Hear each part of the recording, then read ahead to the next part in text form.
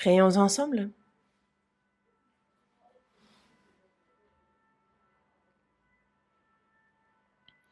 Dieu notre Père, toi qui nous aimes, toi qui es saint et miséricordieux, nous étions loin de toi et nous vivions dans le péché, mais tu as eu pour nous de la peine.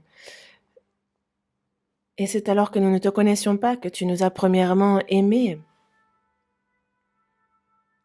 Et le jugement et la malédiction que nous devions recevoir, c'est le Seigneur Jésus qui, à notre place, s'en est chargé. Et par le sang précieux qu'il a versé, il a éternellement lavé nos péchés. Et c'est sans aucun mérite de notre part que tu as sauvé nos âmes. Tu nous as pris pour tes enfants et tu nous donnes l'espérance glorieuse de pouvoir entrer dans ton royaume éternel. Pour toute cette grâce, nous te remercions. À cette heure aussi, nous qui avons reçu la rédemption par le précieux sang du Seigneur versé pour nous, nous louons ta grâce, nous apprenons ta parole et nous te remercions, Seigneur, pour la communion que tu nous accordes. Avec la pandémie de la COVID-19, nous ne pouvons nous réunir librement.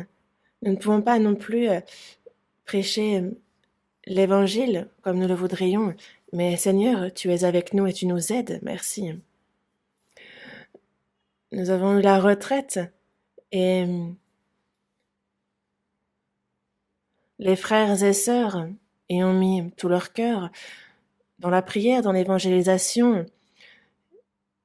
Et Dieu, tu as permis à de nombreuses âmes de comprendre ta grâce et d'être sauvées. Nous te remercions.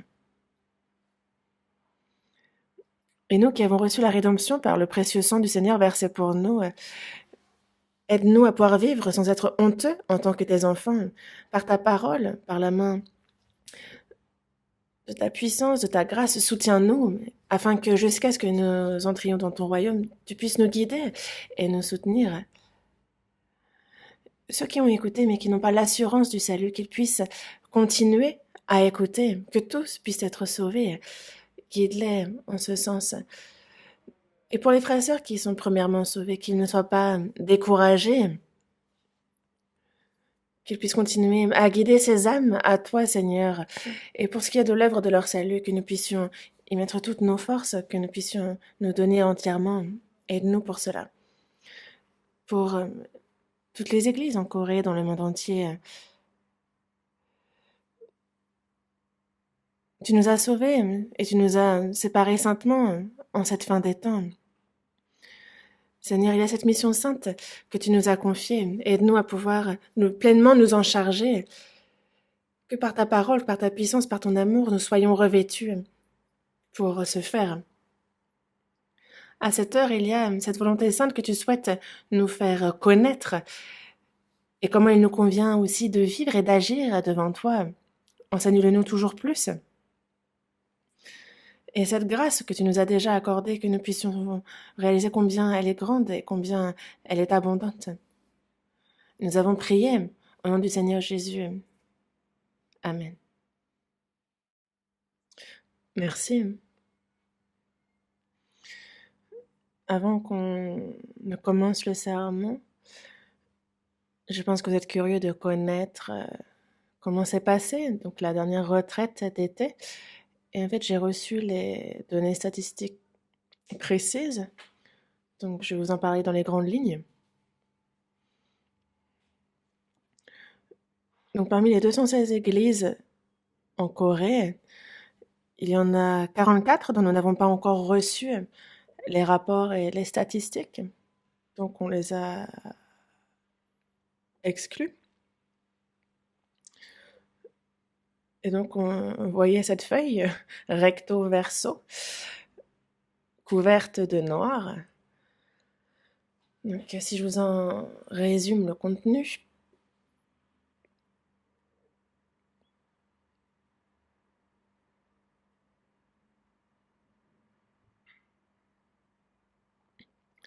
donc les saints, les frères et sœurs de l'Église, que ce soit en ligne ou en présentiel, au total, C'est 43 813 frères et sœurs qui ont écouté. Pour ce qui est des âmes évangélisées,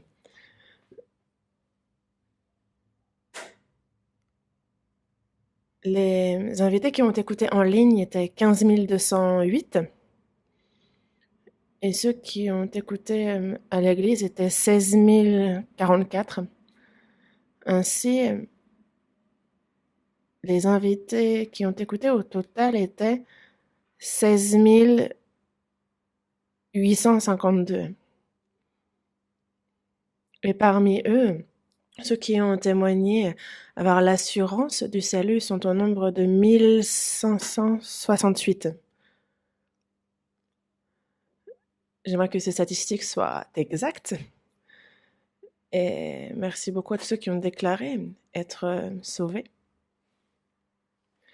Donc le nombre total de participants était de 60 665 personnes.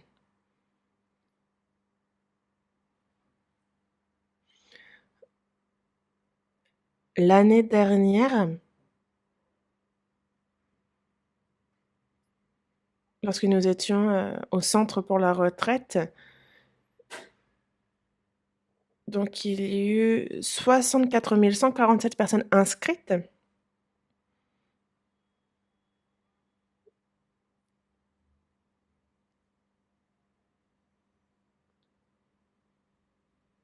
Donc c'est vrai que malgré les difficultés, cette année, nous pouvons remarquer que avec 60 000, 61 000 participants environ, cette année, Dieu a accordé une grande grâce. Et les frères et sœurs sauvés sont passionnés et zélés pour l'évangile et pour prêcher cette grâce de Dieu, malgré les difficultés, malgré les adversités. Merci pour cette part prise à l'évangile. Une autre chose, pour l'église centrale de Séoul, pour ce qui est des chiffres concernant cette assemblée, ceux qui ont écouté en ligne étaient au nombre de 2084 personnes et sur place, c'est 1390 personnes qui ont assisté au séminaire. Et aussi,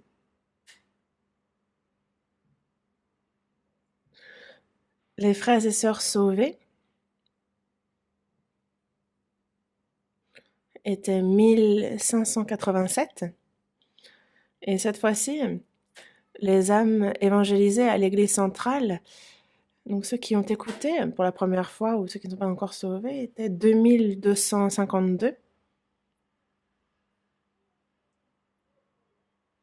Beaucoup ont écouté. Et parmi eux, ceux qui ont témoigné avoir l'assurance du salut sont au nombre de 238 personnes. Donc, au total, c'est 5839 personnes qui ont écouté le séminaire durant la retraite d'été. Voici les statistiques. Merci beaucoup. Merci, frères et sœurs, pour vos efforts. Ceux qui sèment avec larmes moissonnent avec chant d'allégresse. Et comme nous le dit ce verset, ces efforts ne sont pas vains, vous n'avez pas travaillé en vain. Et c'est vrai que le résultat n'est peut-être pas visible immédiatement. Nous continuons à prier, à être unis dans la prière et à évangéliser. Et donc, cela portera ses fruits tôt ou tard. Ainsi, pour ceux qui viennent d'être sauvés, merci de continuer à les guider pour qu'ils puissent donc bien vivre en accord avec ce salut, qu'ils puissent confirmer ce salut, qu'ils puissent grandir dans la vie de foi, continuer à les aider. Je vous en fais la requête, vraiment, continuer à les aider. Donc il y a ces 44 églises qui n'ont pas fait leur rapport, je vous remercierai de les envoyer. Et une dernière chose que j'aimerais vous demander, pour aider les églises touchées par les dégâts des crues, nous avions fait une demande d'offrande volontaire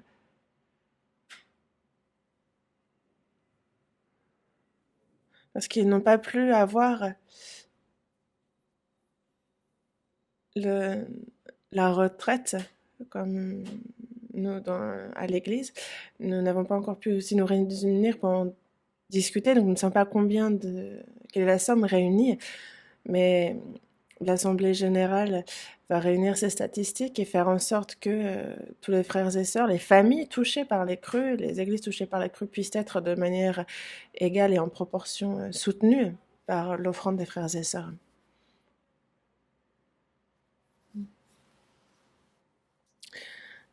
Cette fois-ci, il y a donc les nouveaux sauvés, ceux qui furent sauvés à la retraite, et pour les aider dans la foi, j'ai préparé ce sermon. Certaines personnes écoutent l'évangile une fois et sont sauvées. La première fois, d'autres ont écouté plusieurs fois, encore et encore. C'est ce même évangile qu'ils ont écouté à plusieurs reprises. Et il y a ceux peut-être qui ont beaucoup écouté et qui ont eu l'assurance cette fois-ci. Vous êtes peut-être nombreux.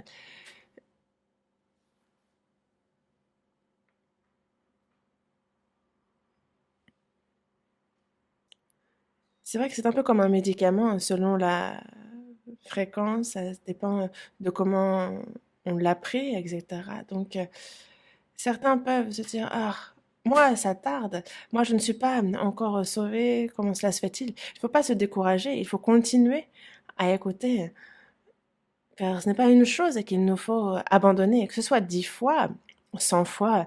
Sachez que ne pas être sauvé est bien pire que de continuer à écouter, car c'est l'enfer qui attend ceux qui ne sont pas sauvés. Donc, le salut n'est pas une chose comme certaines de ce monde que l'on peut repousser à plus tard, que l'on peut abandonner. Non, le salut est vraiment une question grave, sérieuse.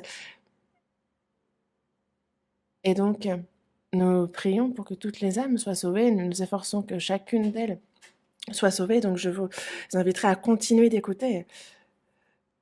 Et pour ceux qui ont reçu le salut, à partir du salut désormais, commence la vie de foi en tant qu'enfant de Dieu. Et c'est bien pour cela que, en fait, on est né de nouveau, on vient juste de naître, et c'est comme un nouveau-né. Un nouveau-né reçoit l'amour de ses parents, il est nourri, car il faut qu'il grandisse petit à petit et qu'il soit en bonne santé. Il faut que ce soit physiquement, mais au niveau de la personnalité, au niveau de la connaissance aussi, toutes choses croissent. Et comme nous sommes nés enfants de Dieu, il est important aussi de prendre en compte cette croissance. Ainsi, il y a tellement de versets, de paroles qu'il nous faut comprendre. Mais une personne sauvée peut les comprendre si elle continue justement à écouter. Car auparavant, il y avait ces choses que nous ne pouvions comprendre, que désormais nous pouvons comprendre. Moi-même, j'ai été zélée dans la vie religieuse 10 ans avant même d'être sauvée. Et je pensais d'ailleurs être la personne qui lisait le mieux la Bible. Moi, c'est pareil, je priais à l'aube, je faisais des jeûnes pour la prière aussi. J'évangélisais, j'étais zélée, j'avais donné ma vie au Seigneur. Et même lorsque j'étais en études de théologie, j'avais déjà lu l'Ancien et le Nouveau Testament plus de 50 fois. J'étais zélée en tout point. Et pourtant, c'est en 1962, le 30 octobre, aux alentours de 8 heures du soir, c'est là que j'ai compris la grâce de Dieu, que j'ai reçu le salut. Et c'est à ce moment-là que mes yeux se sont ouverts. Et donc cette Bible que j'avais l'habitude de lire m'a semblé toute nouvelle. Et donc petit à petit, je comprenais un verset, puis un autre. Je n'ai pas tout compris d'un coup, mais c'est vraiment un à un, les versets s'ouvraient. Et comment se faisait-il que je comprenais d'un coup? En fait, c'est plus je grandissais dans la foi, plus j'obéissais, plus il me permettait de comprendre sa parole. Et encore maintenant, il y a beaucoup de choses de la Bible que l'on ignore. Il nous faut continuellement apprendre la Bible jusqu'à ce que nous le rencontrions. Et il nous fait comprendre sa parole à proportion de ce que nous obéissons à cette même parole, à proportion de ce que nous la lisons. En fait, vraiment, il nous aide selon notre croissance. Et là, nous avons reçu de sa plénitude et grâce pour grâce. Ainsi, la connaissance dans le Seigneur aussi, elle se renouvelle chaque jour. Ainsi, le cœur du Seigneur nous remplit, sa personnalité nous envahit. Et non pas seulement, nous pouvons aussi alors, en tant qu'enfants de Dieu, vivre comme il se doit, selon ce statut. Le Seigneur nous a dit de faire ceci, cela, il y a des commandements qu'il nous a adressés, et il ne nous a pas adressé des commandements impossibles à accomplir, c'est parce que nous pouvons les suivre qu'il nous les a donnés, c'est parce que nous pouvons vivre dans la vie de foi qu'il nous l'a donnée.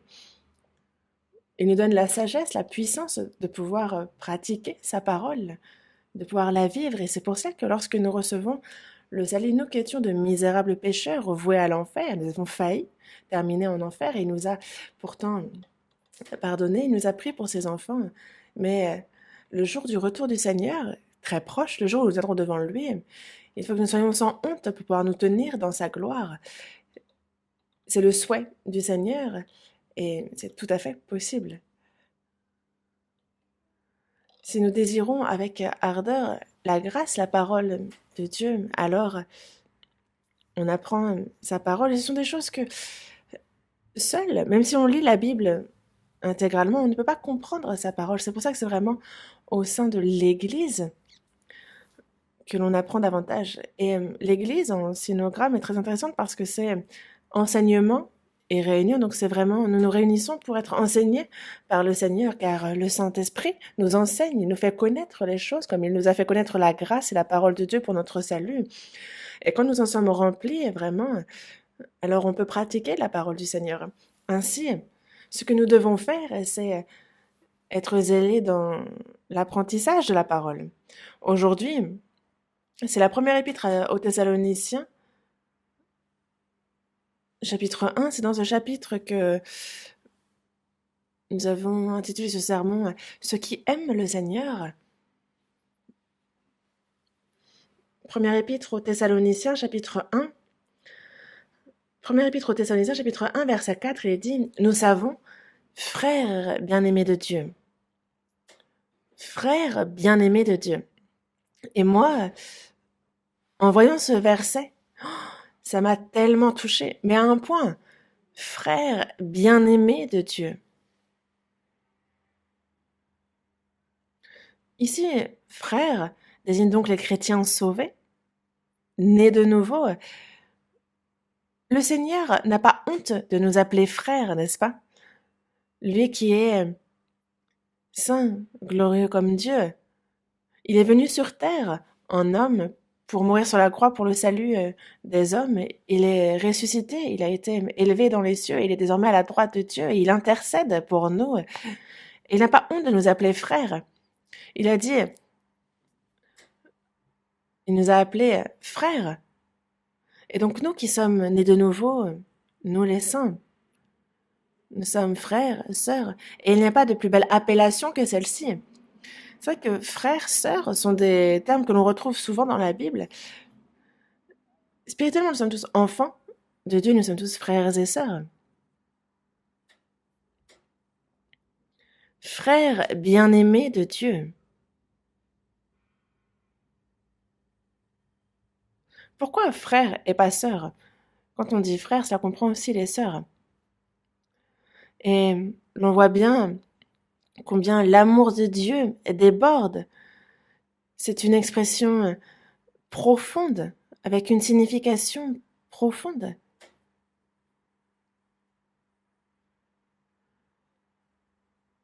Frère bien-aimé de Dieu.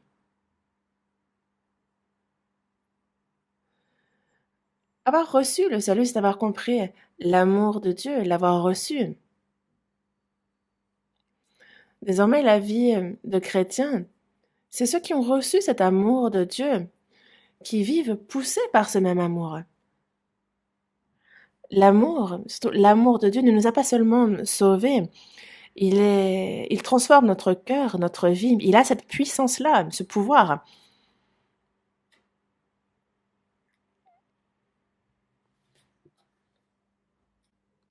Tout objet ancien, si on le fait fondre, on peut en faire, selon la volonté de celui qui forge cette chose, il peut en faire une nouvelle œuvre, une nouvelle chose.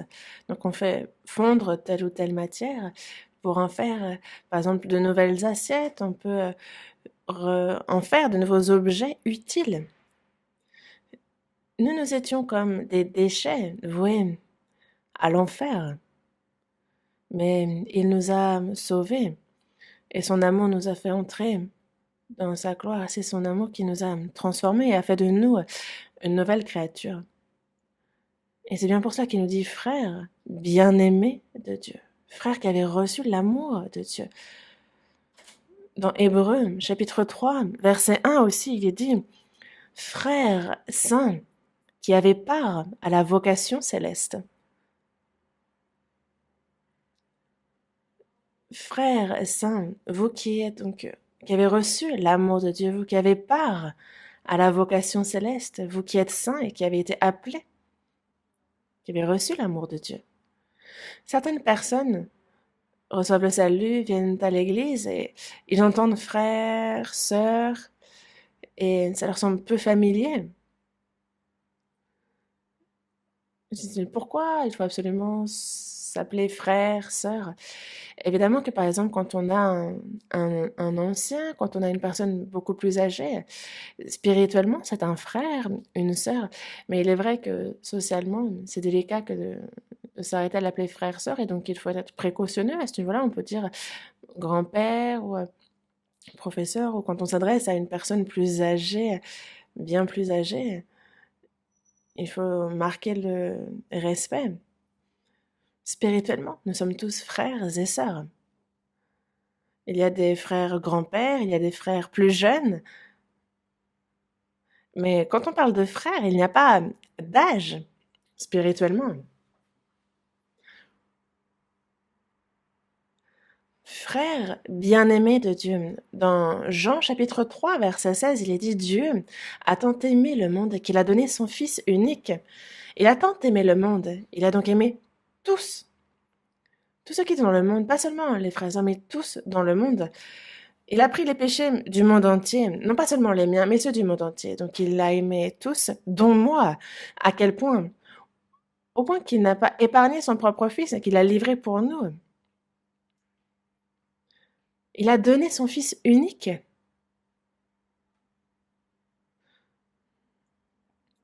Il nous a bien dit, voici l'agneau de Dieu, il ôte le péché du monde entier, dont les miens. Il n'a pas épargné son propre Fils, comme il nous le dit dans Romains chapitre 8, verset 32, mais il l'a livré pour nous tous. Et c'est afin que quiconque croit en lui ne périsse point, mais qu'il ait la vie éternelle.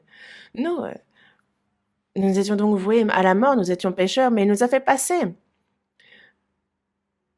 De l'autre côté, nous ne périssons point, nous avons la vie éternelle. Nous ne sommes pas seulement pardonnés de nos péchés, nous avons également reçu la vie éternelle. Nous faisons partie de ce peuple qui entre dans son royaume éternel. Et ce n'est pas nos bonnes œuvres, ce n'est pas nos efforts, ce n'est pas par notre mérite. Non, c'est vraiment l'amour pur et complet de Dieu qui nous a permis d'être sauvés. Dans Éphésiens chapitre 2, verset 4, il est bien dit que Dieu, qui est riche en miséricorde, et que c'est à cause du grand amour dont il nous a aimés que nous sommes revenus à la vie. Dieu qui est riche en miséricorde. Nous qui étions loin de lui, nous qui étions ennemis de Dieu. Nous qui étions sous l'autorité du diable, nous qui étions esclaves du péché. Il y a eu pour nous de la peine, de la miséricorde. Et c'est inconditionnel, c'est un amour inconditionnel. C'est cet amour-là qui nous a aimés. Quand ce grand amour illumine gaiement mon cœur, la joie m'emporte. C'est comme la lumière qui éclaire d'un coup dans l'obscurité. Nous étions sous l'autorité du diable. Et c'est alors que l'amour de Dieu a éclairé, illuminé notre cœur. Et c'est pour cela que dans Romains chapitre 5, verset 5, il est dit que c'est l'amour de Dieu qui est répandu dans nos cœurs par le Saint-Esprit qui nous a été donné. Dieu nous a aimés et Jésus est venu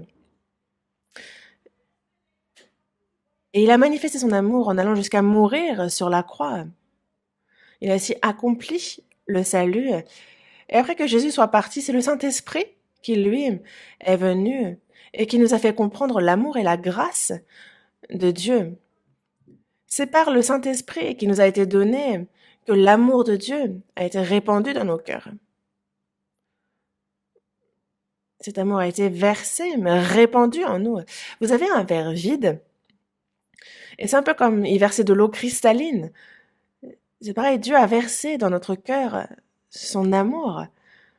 Dans Romains chapitre 5, verset 8 aussi, il nous est dit que Dieu a prouvé son amour envers nous en ce que, lorsque nous étions encore des pécheurs, Christ est mort pour nous.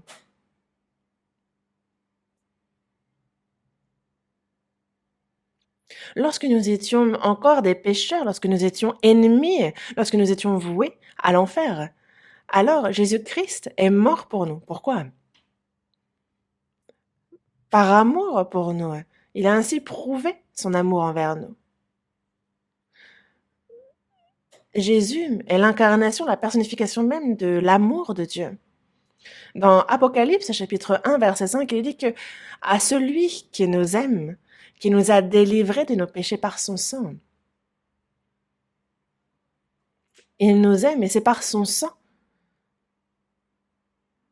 qui nous a délivrés de nos péchés, du jugement, de la malédiction, de la honte que nous devions connaître. Il est mort en versant tout son sang.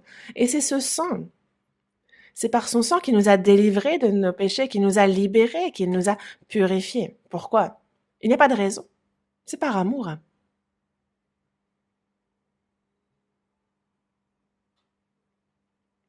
Dans la première épître de Jean, chapitre 4, verset 9, on dit l'amour de Dieu a été manifesté envers nous en ce que Dieu a envoyé son Fils unique dans le monde afin que nous vivions par lui.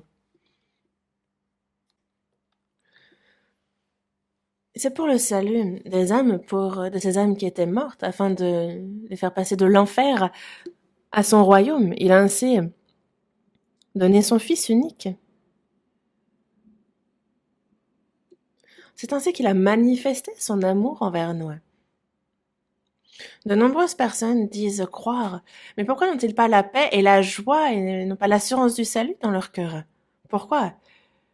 Parce qu'ils n'ont pas compris cet amour. Nous avons compris cet amour.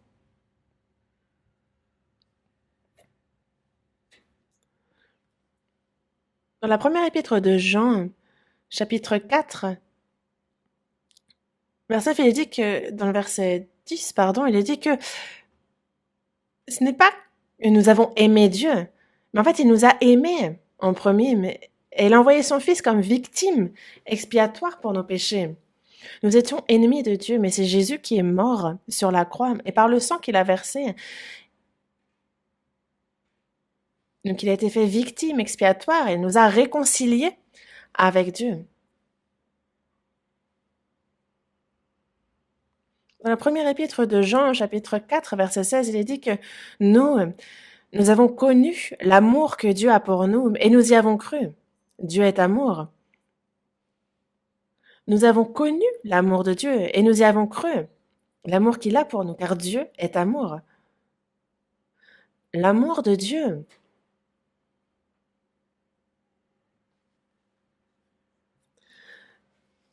est un amour fondamentalement différent de l'amour auquel pensent les hommes, de cet amour humain. En grec, c'est un amour que l'on désigne par le terme agapé, c'est un niveau, c'est une dimension différente de l'amour humain. L'amour agapé, c'est un amour parfait, saint, inconditionnel, absolu, éternel, illimité, immuable, indescriptible même. Certaines personnes chantent dans le cantique que même si le ciel était le parchemin et si la mer était l'encre, nous ne pourrions tout écrire de l'amour de Dieu. Ça semble un peu exagéré, mais c'est tout à fait ça. Comment pourrions-nous exprimer tout l'amour de Dieu? Cet amour surprenant. Dans Ésaïe, chapitre 38, verset 17, il a dit qu'il a pris plaisir, il a aimé à retirer mon âme de la fosse du néant, et il a jeté derrière lui tous mes péchés. Il a pris plaisir à retirer mon âme de la fosse du néant. Par amour pour moi, il a retiré mon âme de la fosse du néant. Moi qui étais voué à cette fosse du néant, Jésus, le Seigneur, est mort à notre place, il a ainsi pardonné nos péchés.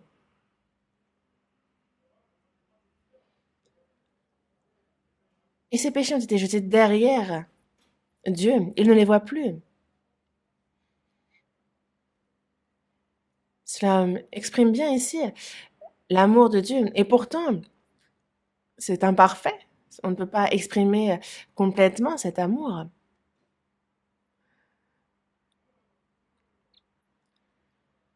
Frères bien-aimés de Dieu, dans la première épître aux Thessaloniciens, chapitre 1, verset 4, donc dans ce verset 4, il nous est dit « Nous savons que vous avez été élus. »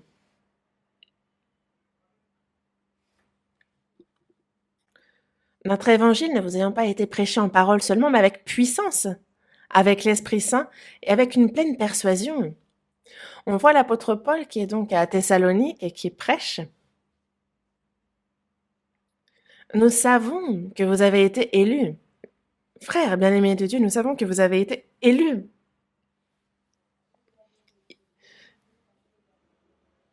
Comment est-ce que l'apôtre Paul pourrait dire avec assurance, avec pleine conviction, que les saints de Thessalonique ont été élus par Dieu? Concernant le salut d'autrui et l'assurance de ce salut, il nous faut être prudent dans ce que l'on en dit. Certaines personnes vont... On avait un entretien. Et donc après un entretien, une personne dit oui, donc désormais cet homme est un frère. Parce qu'il a répondu être sauvé au cours de l'entretien. Donc il a proclamé, celui qui l'accompagnait a proclamé que c'est désormais un frère. Sauf que cette personne ne vient plus le lendemain. Il ne faut pas parler à tout va. Évidemment, par exemple, dire aussi que il faut attendre et voir. Et ce n'est pas faux. C'est quelque chose, mais qu'il faut qu'on garde dans notre cœur. On ne peut pas parler ainsi. Il faut véritablement attendre et voir. Un bon arbre portera de bons fruits. Vous les connaîtrez à leurs fruits. Ce n'est pas le témoignage qui le permet, car le diable aussi témoigne, les arnaqueurs tout autant. Et c'est pour ça que dans Philippiens chapitre 4, verset 3, l'apôtre Paul dit, cite certains noms des frères et sœurs de Philippe, et il dit un tel, et il dit de ces personnes que les noms de ces personnes sont dans le livre de vie. Donc il nomme telle et telle personne, et il dit les noms de ces personnes sont dans le livre de vie. Comment peut-il, avec assurance et certitude, dire une telle chose? Ce n'est pas quelque chose qu'il a dit immédiatement. C'est parce qu'il sait bien comment ils ont vécu. Il a bien vu la foi certaine qu'ils manifestaient dans leur vie. C'est parce que cela s'est vu.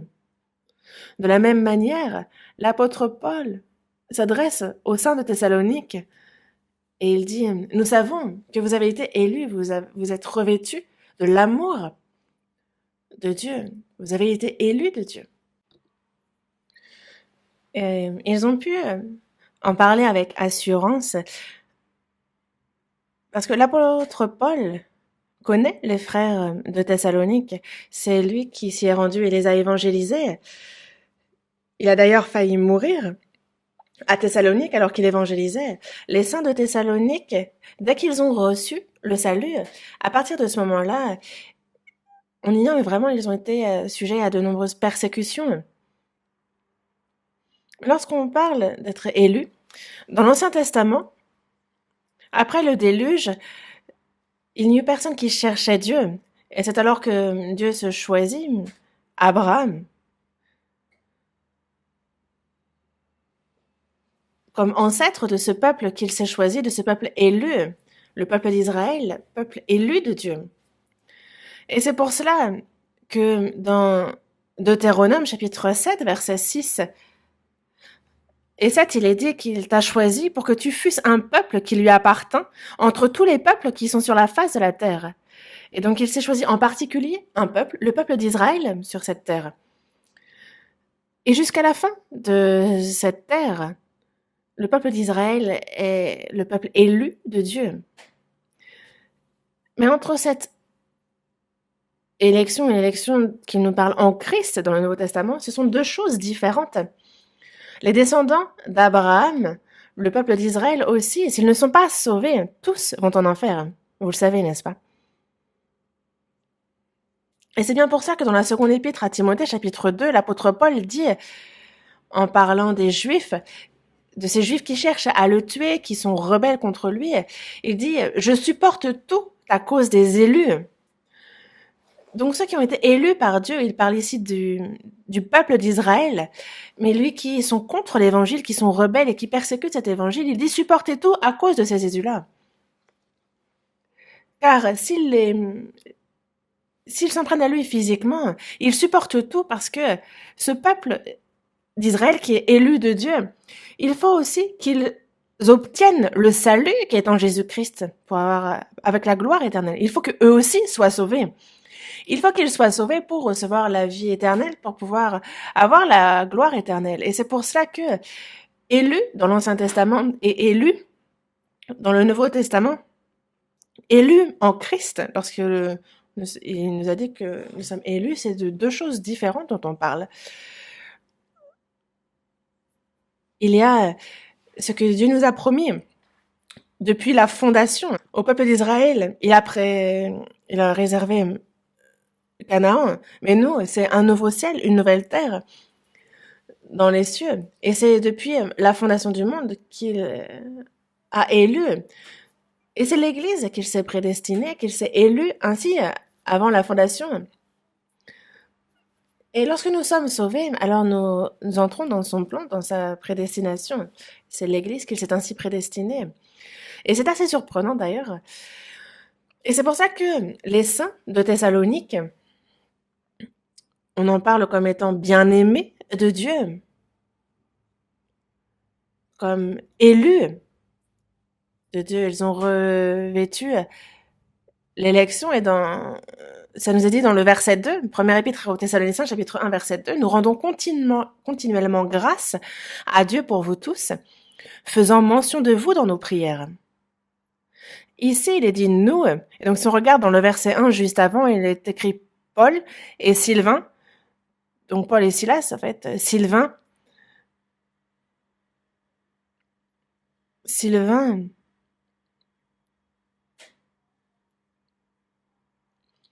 c'est un nom romain.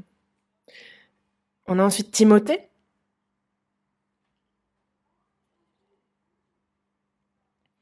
Ils étaient ensemble et évangélisaient. Et c'est pour cela qu'ils disent rendre continuellement grâce à Dieu pour tous les saints et faire mention d'eux dans leurs prières. Ils ne pouvaient pas en être autrement parce qu'ils étaient tellement reconnaissants, ils étaient tellement dans la joie. Et pourquoi cela?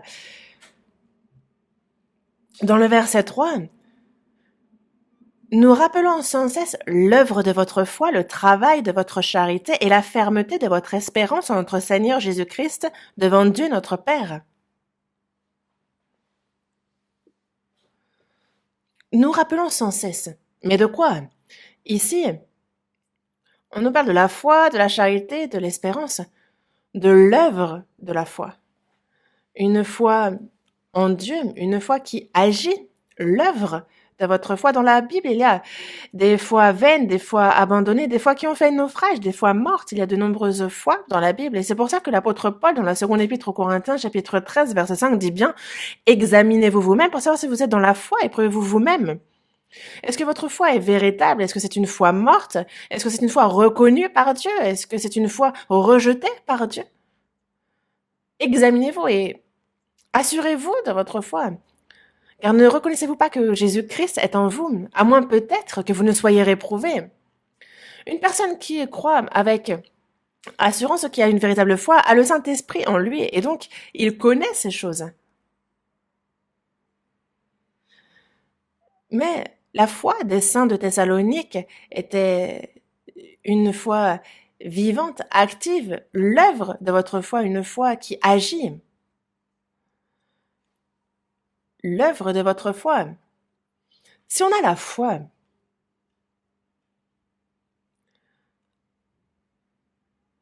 c'est un peu comme une machine que l'on branche. L'électricité passe et elle se met en mouvement, elle va commencer à fonctionner activement. C'est pareil, si nous avons la foi, on ne doit pas rester à ne rien faire. C'est l'œuvre de votre foi. Cela agit, la foi est motrice. On a ensuite le travail de votre charité. Lorsque l'on reçoit l'amour de Dieu, il ne reste pas là caché. Il y a le travail de votre charité. On sert les frères et sœurs, on fait le service, on se sacrifie. Et il y a ce travail de votre charité. La foi vient de Dieu et l'amour est pour les autres. On aime ceux qui ne sont pas sauvés. On a de la peine pour eux, on aime les frères et sœurs, on se sacrifie, on se donne pour eux. Le travail de votre charité. La charité. La charité entraîne forcément le travail. Regardez les animaux, quand vous voyez les mères avec leur progéniture, elles peuvent aller jusqu'à mourir pour elles, déjà quand elles enfantent, mais aussi pour en prendre soin. C'est un peu l'ombre de l'amour de Dieu. Regardez les mamans, combien elles aiment leurs enfants. Et l'enfant d'ailleurs ne s'en rend pas compte complètement.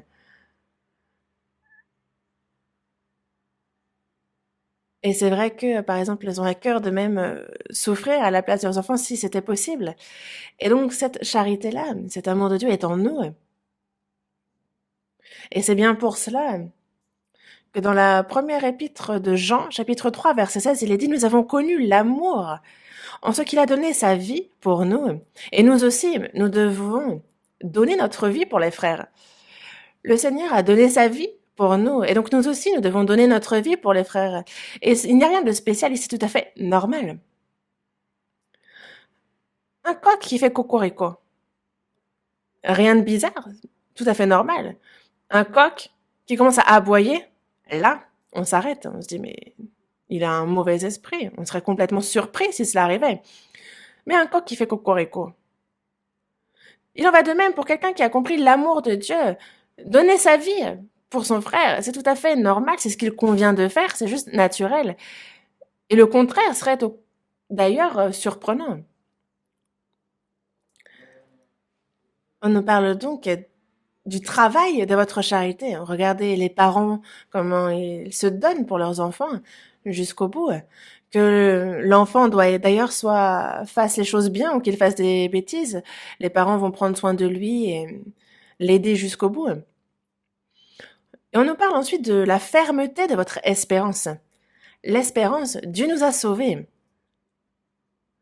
Et c'est pour un héritage qui ne se peut ni corrompre, ni souiller, ni flétrir, et cet héritage nous est réservé dans les cieux.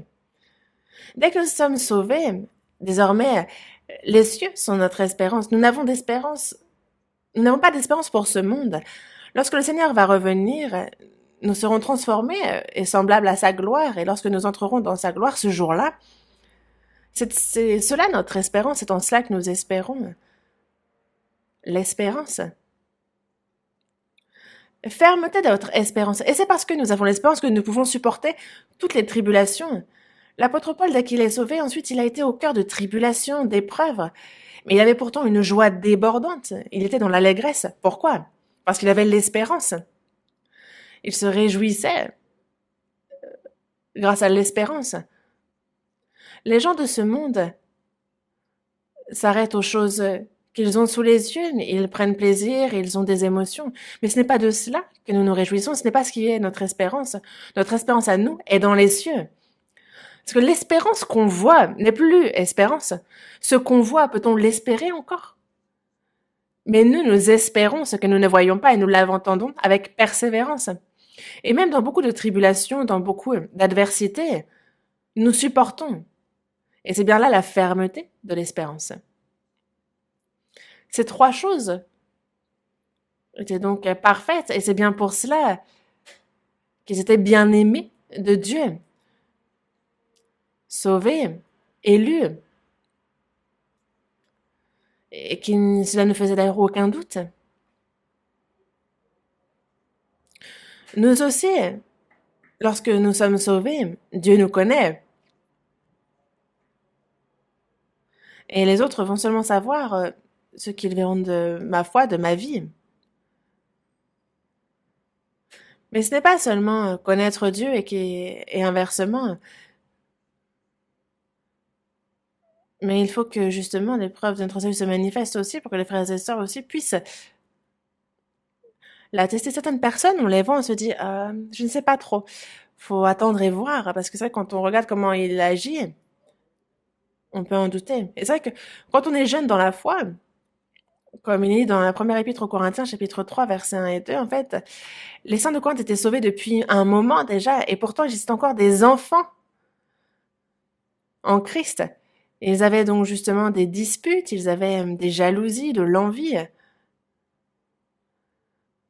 on ne peut pas dire qu'ils ne sont pas sauvés, il faut attendre et voir.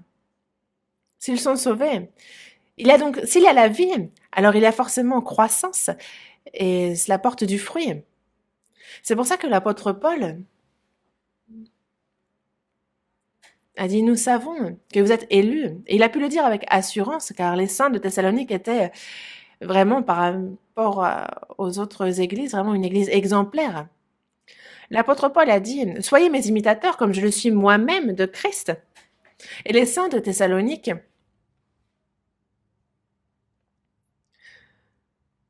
ont été imitateurs du Christ, des apôtres, et c'est bien pour cela qu'ils ont été, pour toutes les églises de Macédoine, un exemple, un modèle.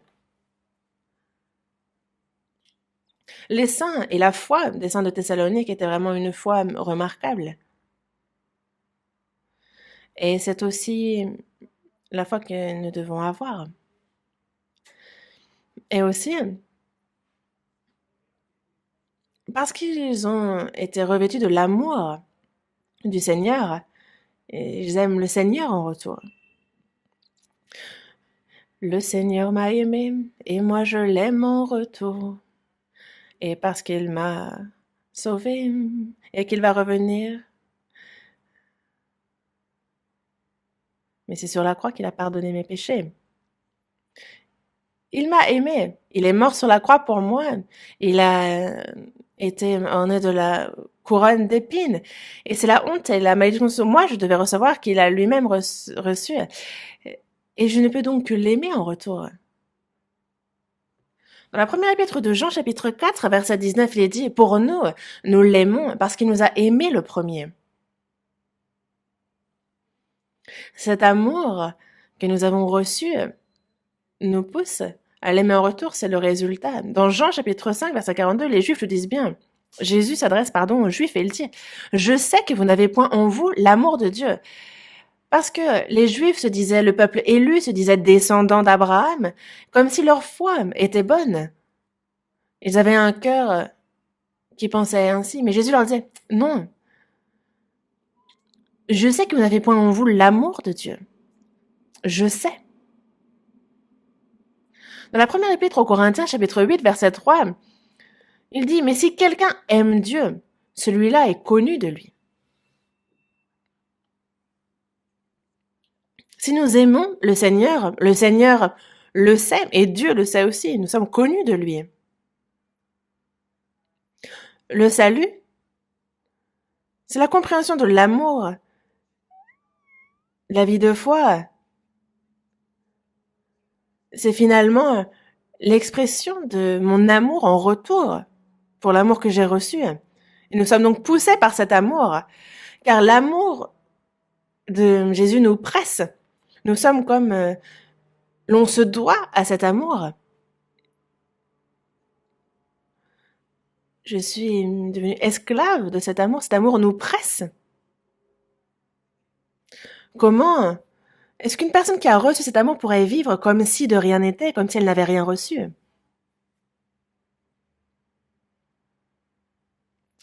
Auparavant, en fait, j'évangélisais, il y a une personne qui me disait que ça faisait des dizaines d'années qu'elle allait à l'église, qu'elle était un enfant de Jésus. Il parlait comme s'il avait une très bonne foi. Il disait être à un certain niveau dans l'église. Et donc, je lui ai posé la question. Connaissez-vous Jésus? Il me dit. Quelle question, évidemment. Mais c'est différent que de juste connaître et de connaître lorsque c'est le Saint-Esprit qui révèle. Dans Jean chapitre 17, verset 3, il est dit que la vie éternelle, c'est qu'ils te connaissent, toi, le seul vrai Dieu, et celui que tu as envoyé, Jésus-Christ.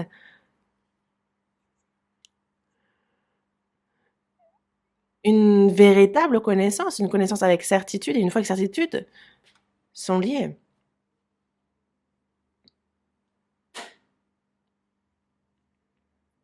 Dans Matthieu chapitre 16, il y a les disciples et qui posent la question à Jésus.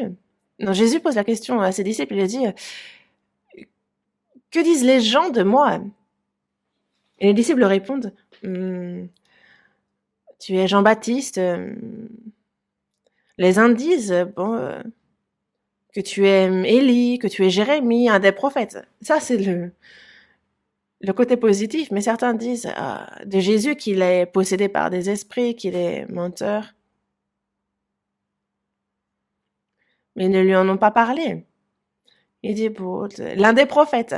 Et Jésus leur pose la question, et vous, qui dites-vous que je suis? Simon-Pierre répond, tu es le Christ, le Fils du Dieu vivant.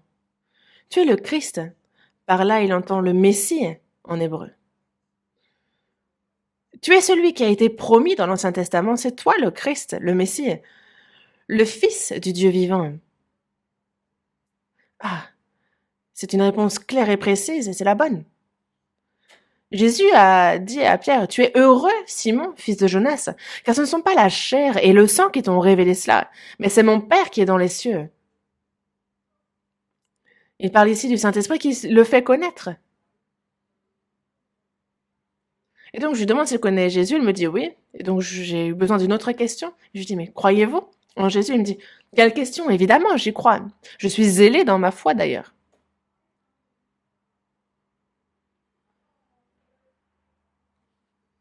Mais l'apôtre Paul dit, examinez-vous vous-même pour savoir si vous êtes dans la foi. Éprouvez-vous vous-même. Est-ce une foi reconnue par Dieu? Est-ce une foi rejetée par Dieu? Est-ce qu'une foi qui a fait naufrage? Est-ce une foi vaine? Une foi morte? Une foi abandonnée? Dans Jean, chapitre 2, dans le verset 23 et 24, on voit que lorsque Jésus est à Jérusalem, justement, il a fait plusieurs miracles. Et donc, plusieurs crurent en son nom, en voyant les miracles qu'il faisait. Mais en fait, Jésus disait bien qu'il ne se fiait point à eux parce qu'il les connaissait tous. Ils ont cru. Mais Jésus n'a pas cru en eux, il n'a pas reconnu leur foi. Et encore maintenant, beaucoup de personnes disent croire, mais ce n'est pas une foi reconnue par Dieu. L'apôtre Paul, dans la seconde épître à Timothée, chapitre 1, verset 5, il s'adresse à Timothée et dit « Je garde le souvenir de la foi sincère qui est en toi. » La foi sincère qui est en toi, qui habita d'abord dans ton aïeul, Loïs, et dans ta mère Eunice et qui, j'en suis persuadée, habite aussi en toi. Une foi sincère, donc une foi sans mensonge, une foi sincère. Dans la première épître à Timothée, chapitre 1, verset 5, on nous parle justement du but du commandement. C'est une charité venant d'un cœur pur. Vraiment, la charité venant d'un cœur pur. On nous parle de l'amour, de la charité qui vient d'un cœur pur. C'est ce que Dieu veut. Et c'est pour ça que je lui ai posé une troisième question. Aimez-vous le Seigneur? Ah, mais quelle question! Évidemment, je l'aime. Et je lui ai demandé à quel point.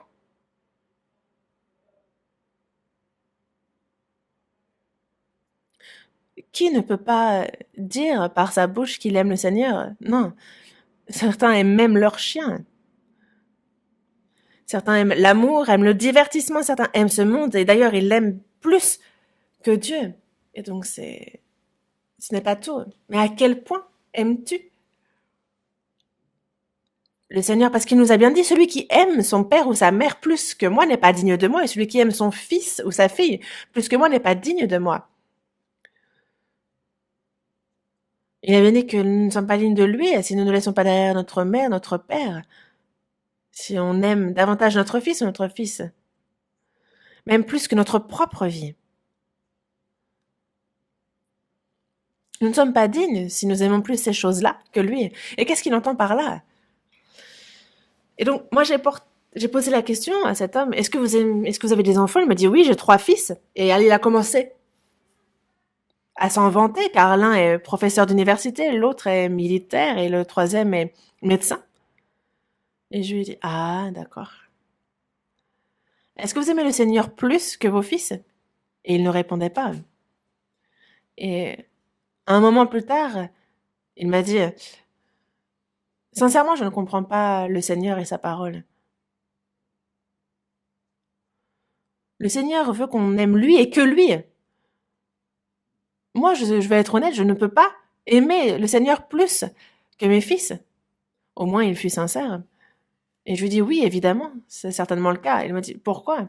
Parce qu'il n'a pas compris l'amour du Seigneur. Combien l'amour du Seigneur est surprenant et grand, et ça, il ne l'a pas compris. Et donc, tout d'un coup, le visage de cette personne s'est obscurci, est devenu tout fripé. Il ne répondait plus.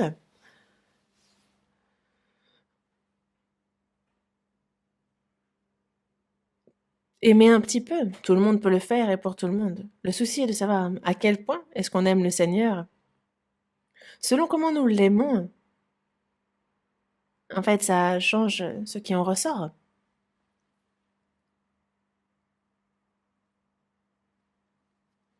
Et c'est pour ça que il s'est rendu compte qu'il avait un problème dans sa foi. Et donc, il faut refaire les comptes. Il peut se rendre compte alors que c'est pas seulement une question d'aimer le Seigneur, c'est le problème de sa foi, le problème de la connaissance du Seigneur. Donc, si on fait le cheminement inverse, il s'est rendu compte que fondamentalement, il avait un problème.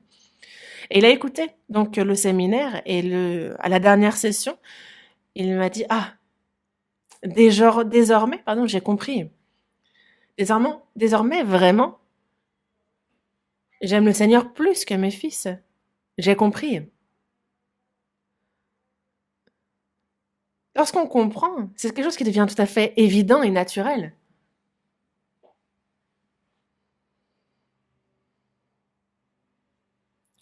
Dans la première épître de Pierre, chapitre 1, verset 8 et 9, il est dit que lui, que vous aimez sans l'avoir vu, en qui vous croyez sans le voir encore, vous réjouissant d'une joie ineffable et glorieuse parce que vous obtiendrez le salut de vos âmes pour prix de votre foi. Nous n'avons pas vu le Seigneur, mais nous y avons cru à travers la parole. Nous avons compris son amour et nous l'aimons en retour.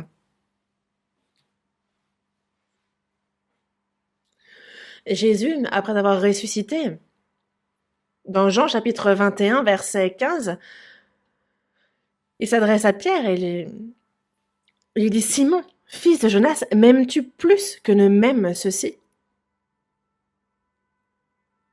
Lui qui avait dit, même si tous les disciples te laissent, moi je ne t'abandonnerai pas. Donc ce Pierre qui avait crié une telle chose, certainement que son visage a dû rougir fortement. Il dit, oui Seigneur, tu sais que je t'aime. Et désormais, la confession de Pierre est réelle. Pourquoi? Parce qu'il sait qu'il a échoué. Pour le Seigneur, il s'est rendu compte que ce qu'il avait dit, qu'il ne pourrait pas renier, qu'il pourrait mourir pour le Seigneur, que tout cela était mensonge. Il a cru justement au sang versé par le Seigneur pour ses péchés, pour ce pardon. Et c'est désormais plus de son propre amour qu'il aime le Seigneur, mais il aime réellement le Seigneur désormais. Oh oui, Seigneur, tu sais que je t'aime. La question lui fut posée 3 fois, et c'est à 3 reprises que Pierre répond finalement, oui, Seigneur, tu sais. Tu sais quoi? Tu sais que je t'ai renié. Tu sais que j'avais dit t'aimer, que j'avais dit te suivre et que j'ai échoué. Tout cela était ma propre volonté, c'était mes propres efforts. Mais ça, c'était le avant. Désormais, tu sais que je t'aime réellement. Et Jésus lui dit, paie mes agneaux, paie mes brebis, suis-moi. Et à partir de ce moment-là, Pierre, c'est pour l'Église et c'est pour l'évangile de Jésus qu'il a été jusqu'à mourir parce qu'il aimait véritablement le Seigneur. Et ça s'est vu dans sa vie. Le Seigneur a reçu cet amour-là et il l'a connu. Et le Seigneur nous pose à nous aussi la question, m'aimes-tu plus que toutes les choses de ce monde?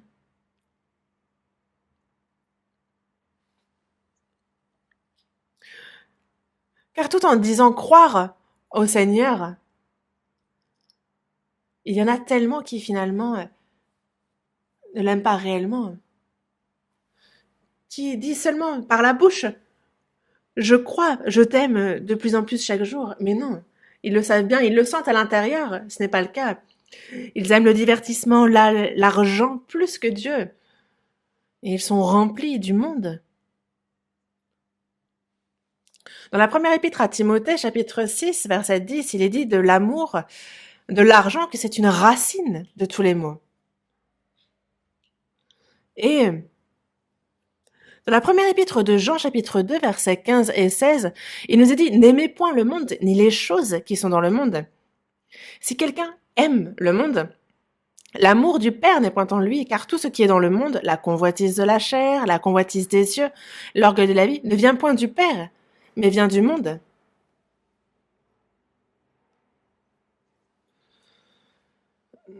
Ce sont des choses mises sous notre nez par le diable, qui est le prince de la puissance de l'air, le dieu de ce monde.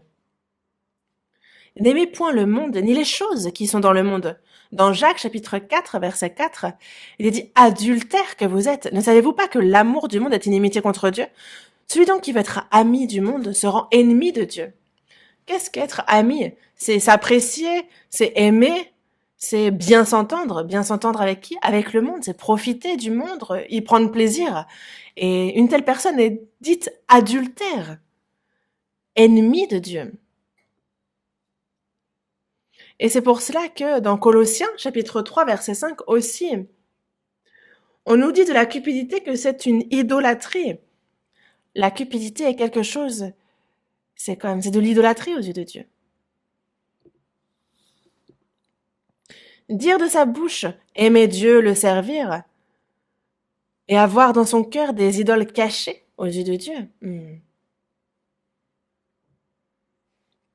Désormais, nous aimons le Seigneur parce qu'il nous a aimés le premier. C'est pour nous qu'il a été orné de la couronne d'épines. Il a souffert pour nous. Dans le psaume, il est bien dit « Ô Éternel, ma force, je t'aime ». Il est notre vie, il est notre espérance. Il est notre force. Ô Éternel, ma force, c'est la confession de David. Et c'est aussi la confession qu'il nous faut avoir. Dans Jean chapitre 14, verset 15, il est dit « Si vous m'aimez, gardez mes commandements. »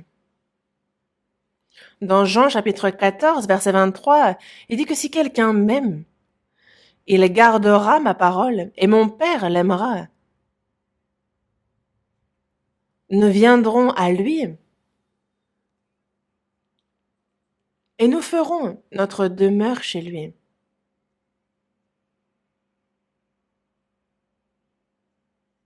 Le Seigneur, si quelqu'un l'aime, à quoi est-ce que cela mène? On garde sa parole. Ça va de soi.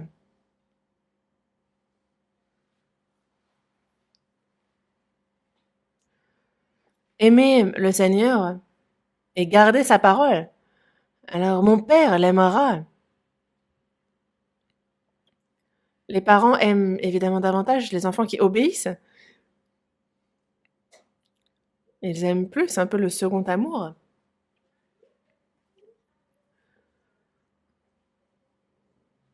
Et le royaume des cieux, c'est un lieu où les enfants de Dieu vivront éternellement avec lui. Nous passerons notre éternité avec le Seigneur, avec Dieu.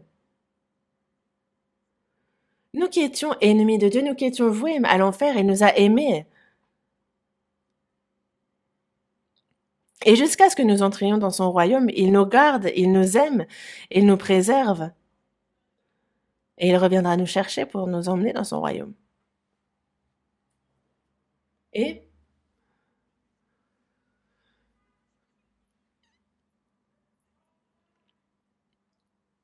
il dit que celui qui ne m'aime pas ne garde point mes paroles. Et la parole que vous entendez n'est pas de moi, mais du Père qui m'a envoyé. Celui qui ne m'aime pas ne garde point mes paroles. Évidemment. Une personne qui dit croire au Seigneur et qui témoigne d'avoir enfin reçu le salut, mais qui ne garde pas la parole du Seigneur. Alors, s'ils disent l'aimer, c'est mensonge. Ou alors c'est qu'il y a un problème, un gros problème, et donc il faut chercher où est ce problème. Est-ce que c'est qu'il n'a pas compris l'amour de Dieu? Ou alors, il a bien reçu, c'est le grand amour du Seigneur, mais comment est-ce que l'on peut avoir reçu cet amour et ne pas aimer le Seigneur en retour? Dans Galates, chapitre 2, verset 20, il est dit « Je vis dans la foi au Fils de Dieu qui m'a aimé et qui s'est livré lui-même pour moi. » Lui qui m'a aimé et qui s'est livré lui-même pour moi. Je vis dans la foi au Fils de Dieu. À quel point m'a-t-il aimé, lui qui est saint, lui qui est glorieux, lui qui a créé les cieux, la terre, l'univers et qui dirige sa création. Il a abandonné son corps, il a été jusqu'à mourir sur la croix pour moi qui ne suis rien. Et j'y ai cru en son amour et ce n'est pas tout. Désormais, je vis dans la foi au Fils de Dieu qui m'a aimé et qui s'est livré lui-même pour moi. Je vis dans la foi, je vis dans l'amour. C'est vraiment dans cet amour-là que l'on nage, on vit une vie poussée par cet amour.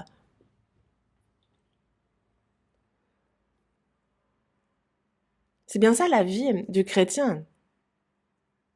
Le quotidien du chrétien, c'est cela, de celui qui a reçu cet amour. Celui qui m'aime gardera mes commandements. Et nous vivons donc dans la foi au Fils de Dieu.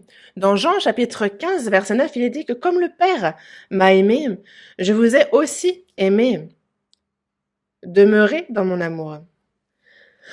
Et quand on lit ce verset, on est très surpris, on se dit, ah, Dieu avait donc un fils unique qu'il a aimé. Et il nous a dit, comme le Père m'a aimé, je vous ai aussi aimé. Demeurez dans mon amour. Vraiment.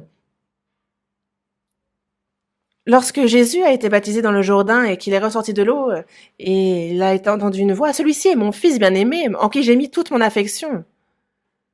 On voit à quel point est-ce que le Seigneur a aimé son fils unique.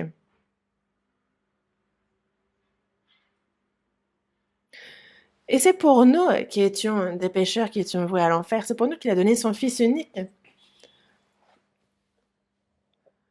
Comme le Père m'a aimé, je vous ai aussi aimé. Demeurez dans mon amour, et je demeurerai en vous.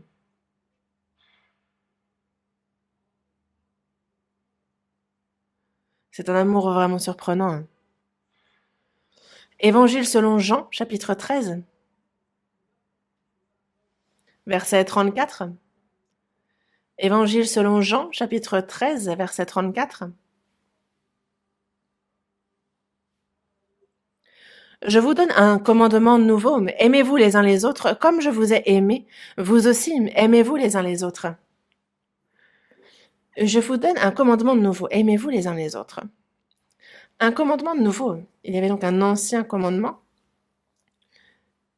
et donc les 10 commandements sont un peu les représentants des commandements de l'Ancien Testament, et si on devait les rassembler, c'est vraiment aimer son prochain comme soi-même, aimer Dieu et son prochain comme soi-même, de tout notre être, de notre corps, de notre âme, de notre esprit. C'est quelque chose d'impossible à l'homme, car l'homme est éloigné de Dieu, il est inimitié contre Dieu, et éloigné. Et donc il ne peut aimer Dieu d'une telle manière, c'est impossible à l'homme non sauvé. Une personne qui peut aimer Dieu ainsi se donnerait même pour son voisin, mais c'est quelque chose d'impossible à l'homme. On l'a vu en Adam. L'homme ne peut, de par sa naissance. Et c'est pour ça que Dieu nous a aimés. Moi aussi, je vous ai aimés.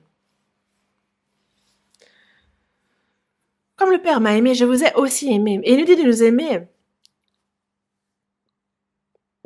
les uns les autres comme il nous a aimés.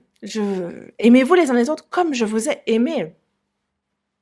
Vous aussi, aimez-vous les uns les autres. Il nous a donné un commandement nouveau à nous qui sommes sauvés. Est-ce que le peuple d'Israël a réussi à observer tous les commandements que Dieu leur avait donnés? Non. Car il n'y avait pas l'amour. Ils ont été jusqu'à rejeter Jésus envoyé par Dieu et ils ont ainsi été maudits durant plus de 2000 ans. Et nous avons reçu ce surprenant amour. Et qu'en faire? Je vous donne un commandement nouveau. Aimez-vous les uns les autres. Comme je vous ai aimé, comme le Seigneur nous a aimés. Il nous dit désormais, vous aussi aimez-vous les uns les autres. Une personne qui a reçu l'amour, désormais peut aimer comme le Seigneur a aimé. Et c'est pour cela que, dans la première épître de Pierre, chapitre 1, verset 22, il est dit « Ayant purifié vos âmes en obéissant à la vérité pour avoir un amour fraternel sincère, aimez-vous ardemment les uns les autres de tout votre cœur. » Nous avons compris l'amour, nous avons compris la vérité, notre âme a été purifiée. Et donc, désormais, ayant purifié vos âmes en obéissant à la vérité pour avoir un amour fraternel sincère. Et c'est le Saint-Esprit qui a donc versé en nous l'amour de Dieu. Et parce que nous avons reçu cet amour, que nous aimons le Seigneur en retour, nous pouvons aussi aimer les frères et sœurs. Car celui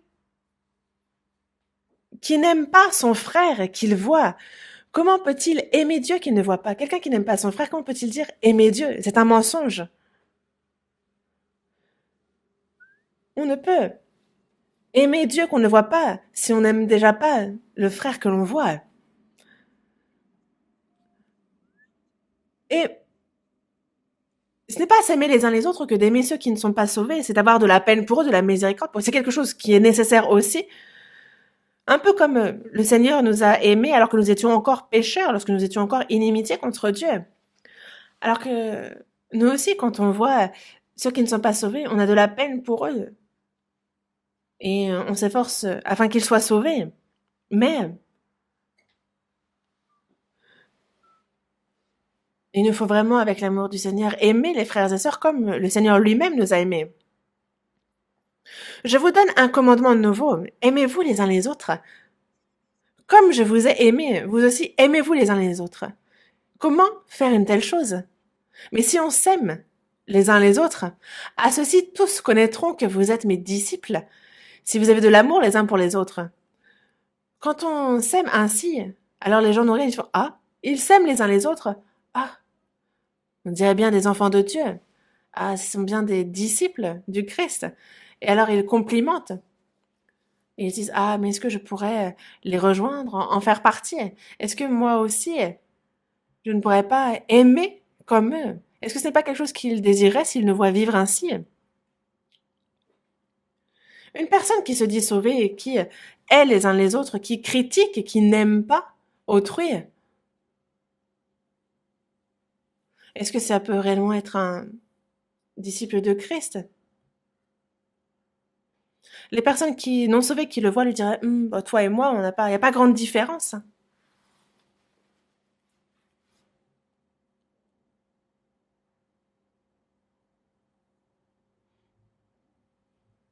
Dans Galates, chapitre 5, verset 6, il est dit qu'en Jésus-Christ, ni la circoncision, ni l'incirconcision n'a de valeur, mais la foi qui est agissante par la charité. La foi qui est agissante par la charité. Il y a des fois trompeuses. Ceux qui, justement, comme dans l'amour, calculent et se disent ah, mais si je vais vers cette personne, je pourrais en tirer ça et ça. Et s'il n'y a rien à en tirer, alors la personne devient ennemie de l'autre. Et il y a très vite trahison. Mais c'est que de base, c'était un amour mensonger, ce n'était pas un amour sincère. Il est dit de la charité qu'elle couvre une multitude de péchés. Dans la première épître de Pierre, chapitre 4, verset 8, il est dit « Avant tout, ayez les uns pour les autres une ardente charité, car la charité couvre une multitude de péchés. » Parce que la fin de toute chose est proche. Soyez donc sages et sobres pour vaquer à la prière. Et donc, dans la fin des temps, l'amour se refroidit, il disparaît. Les enfants rejettent leurs parents et inversement, des parents désormais rejettent leurs enfants. On est vraiment dans de l'individualisme, dans de l'égoïsme. Alors que Dieu s'est sacrifié pour l'homme. Mais il y a ceux qui cherchent à tromper autrui, qui cherchent à profiter d'autrui. C'est pas de l'amour.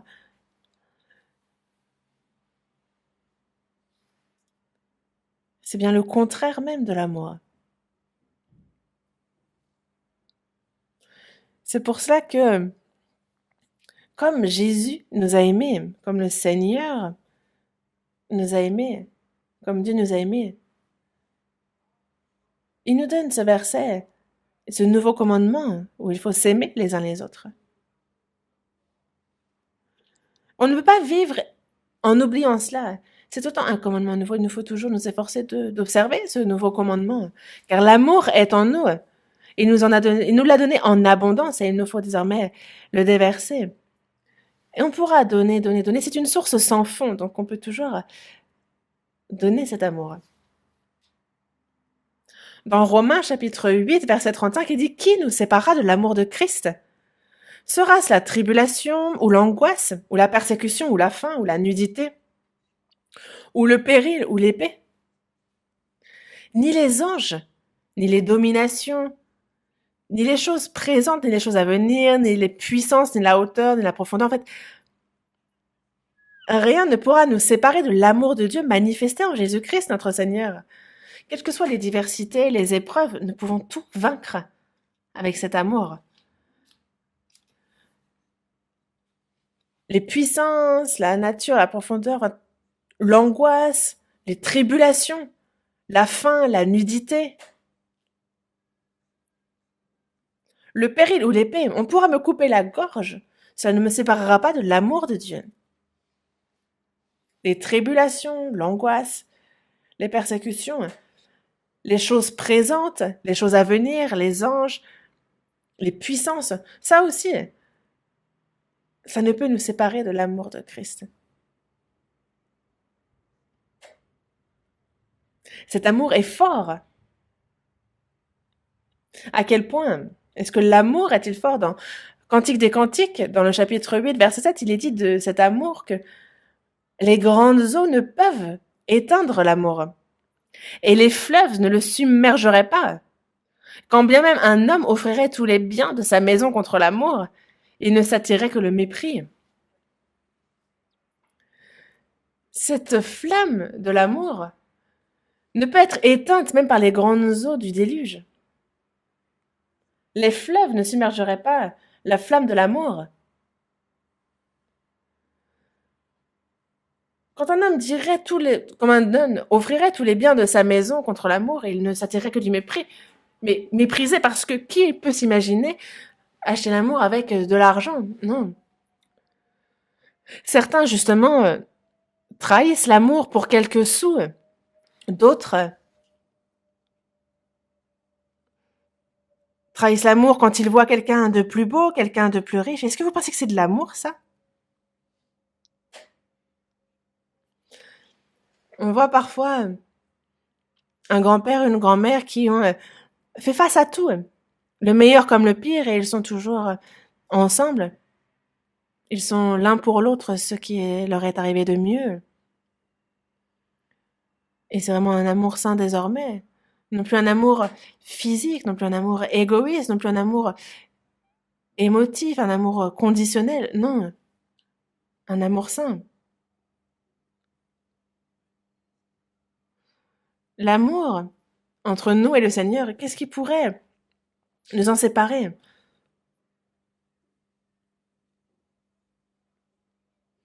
Cet amour surprenant s'est accompli en nous.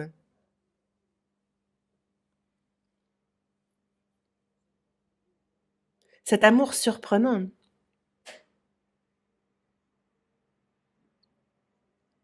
Ce grand amour du Seigneur, indescriptible, sur la croix, au calvaire.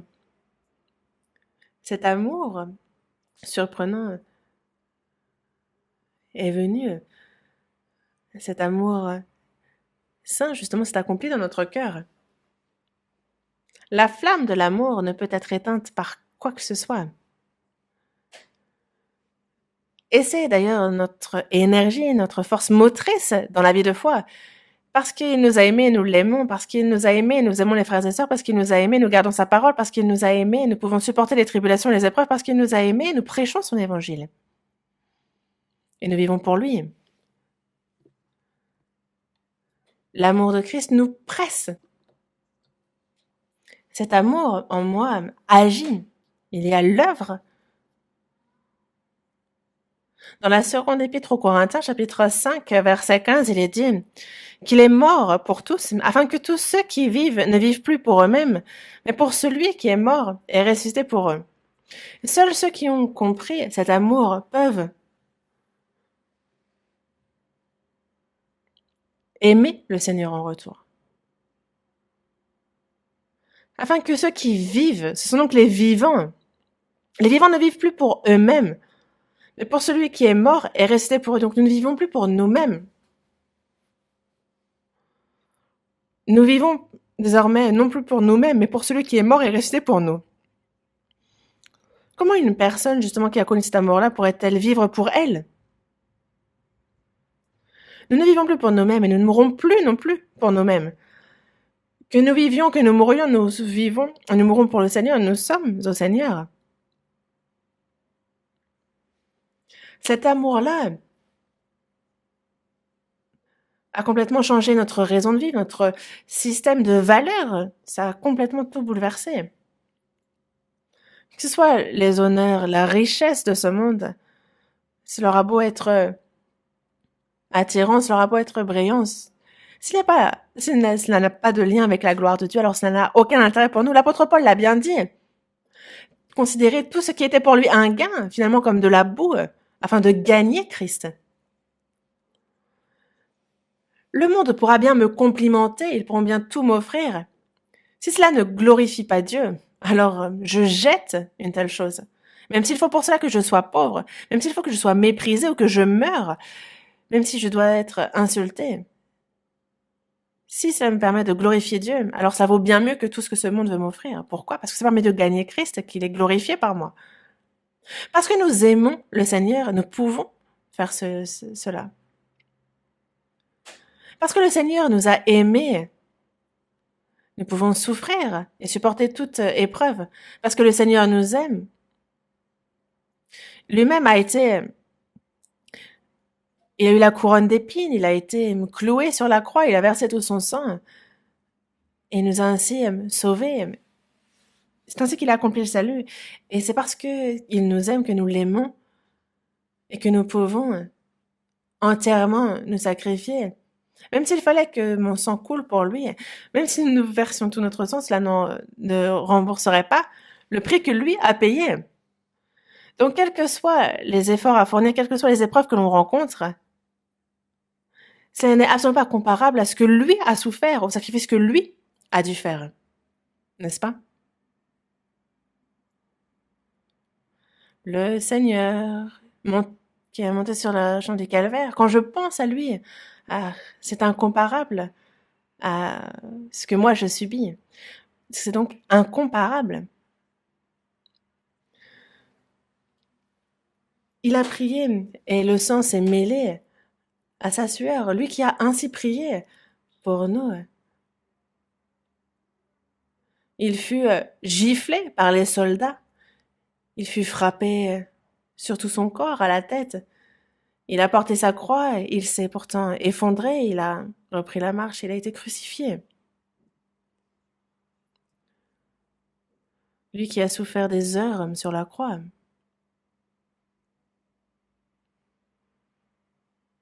C'est par amour pour nous qu'il a ainsi fait les choses. Et nous aussi, parce que nous aimons le Seigneur, est-ce que nous ne devrions pas souffrir aussi pour lui?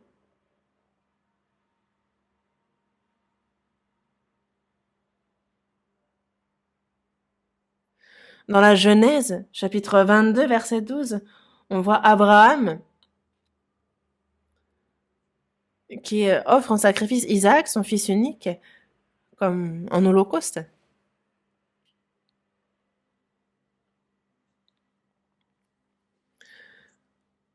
Et plus que toute chose dans ce monde, plus que ma propre vie,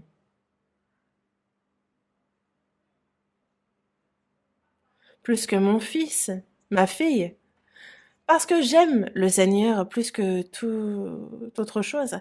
C'est pour ça que je peux le faire comme Abraham l'a fait. Que ce soit ma vie, que ce soit moi-même. Je n'épargne rien et je pourrais me donner moi-même si c'était nécessaire pour le Seigneur. Parce que le Seigneur lui-même nous a tant aimés.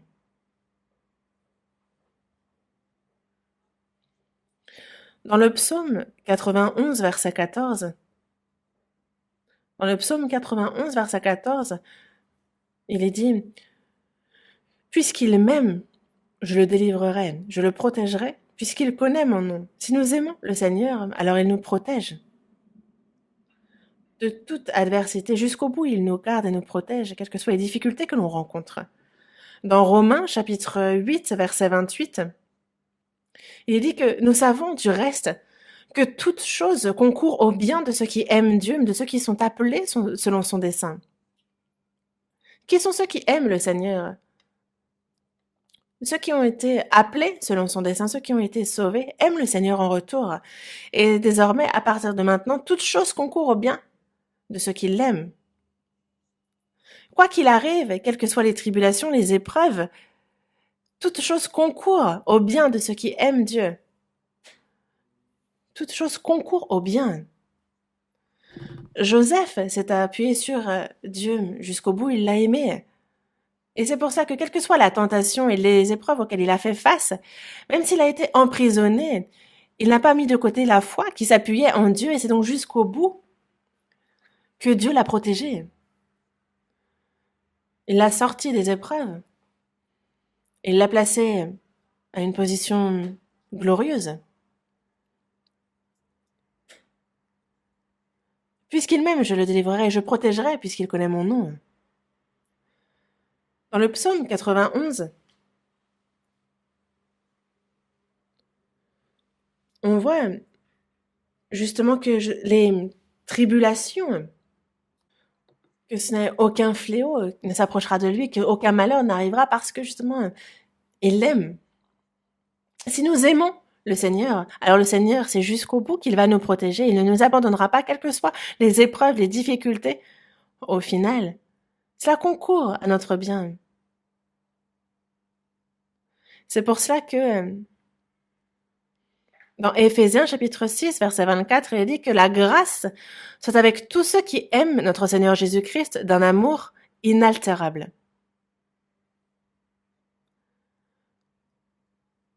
Parmi les versets envoyés au sein d'Éphèse,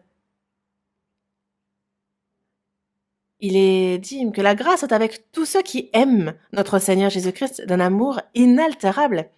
Ceux qui aiment le Seigneur Jésus-Christ d'un amour inaltérable, la grâce sera constamment avec eux.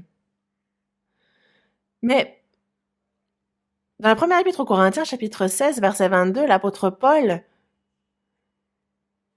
écrit lui-même. En fait, ses yeux n'étaient pas bons, il n'avait pas une bonne vue, et donc, même s'il a écrit 14 des livres du Nouveau Testament, c'est quelqu'un qui a écrit à sa place, mais à la toute fin, il a écrit en grand, par lui-même. Moi, Paul, je l'écris de ma propre main. Je paierai, pour ne pas te dire que tu te dois toi-même à moi. Hein? On peut dire c'est surprenant comme salutation. Il dit justement que si quelqu'un n'aime pas le Seigneur, qu'il soit anathème. Pourquoi? Maranatha. Parce que le Seigneur revient. Lorsque le Seigneur reviendra, il va venir chercher ceux qui l'aiment. Et si quelqu'un n'aime pas le Seigneur, qu'il soit anathème, il sera donc jugé. Le jour du retour du Seigneur est vraiment très proche et il faut que jusqu'au dernier moment, notre amour pour le Seigneur soit inaltérable. Si nous aimons le Seigneur, alors le Seigneur connaît ceux qui l'aiment, il les protège, il les aide jusqu'à ce qu'ils entrent dans son royaume. Et ce jour-là, alors il nous donnera la gloire. Ceux qui vraiment croient au Seigneur, mais ceux qui n'aiment pas le Seigneur, alors il faut se poser la question vis-à-vis de la foi, est-ce une vraie foi? Est-ce une foi reconnue par Dieu? Il faut s'interroger et s'examiner. Le Seigneur m'a aimé, et donc moi je l'aime véritablement en retour. Il ne faut pas seulement le confesser de la bouche, mais il faut que ce soit dans notre cœur, dans notre vie. Il faut donc manifester cet amour. Et entre frères et sœurs sauvés, il faut aussi que cet amour de Dieu se partage. Il faut que cet amour abondant soit renversé entre nous. Prions ensemble. Dieu notre Père, toi qui es miséricordieux, lorsque nous étions pécheurs, lorsque nos mauvaises œuvres nous rendaient ennemis de toi, Dieu, tu nous as aimés. Le jugement et la malédiction que nous devions recevoir, c'est le Seigneur qui s'en est chargé. Et c'est par le sang précieux qu'il a versé qu'il a éternellement lavé nos péchés. Tu nous as libérés de l'emprise de Satan et nous te remercions de nous avoir sauvés, car cela n'est pas du tout dû à notre mérite. Et comment est-ce que nous pourrions exprimer tout l'amour que tu as eu pour nous? C'est seulement ton amour qui nous remplit complètement. Que par ta main puissante, par ta main de vérité, nous soyons soutenus et dirigés. Nous aimons ta parole, nous aimons obéir à toi, Seigneur. Et cet amour nous permet de surmonter toutes les difficultés, d'aimer les frères et sœurs. Et parce que tu nous as aimés, nous nous aimons les uns les autres. Parce que tu nous as aimés, nous pouvons aimer les âmes qui ne sont pas sauvées. Seigneur, manifeste cet amour, que l'on puisse témoigner de cet amour au cours du reste de notre vie, que toute notre vie puisse se confier dans ton amour et dans ta parole de vérité. Nous avons prié au nom du Seigneur Jésus. Amen.